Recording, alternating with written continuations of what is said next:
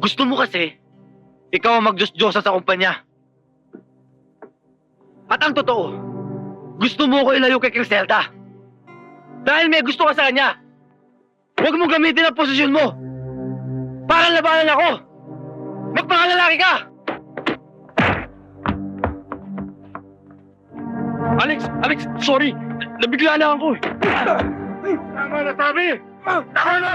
Hayop ka! Huwag mo daanin sa pagkapangalay sa posisyon! Tama na yan! Hindi kayo pinalaki ng inyong magulang para mag-away! Criselda, anak.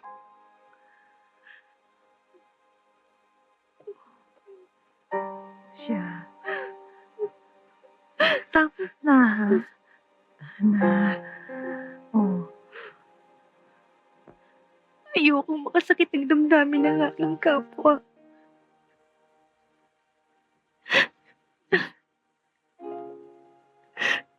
Ayokong masaktan si Chris at si Alex. Nanay Delia, bakit ganun? Buti pa nung mga bata kami. Ang lahat magaan.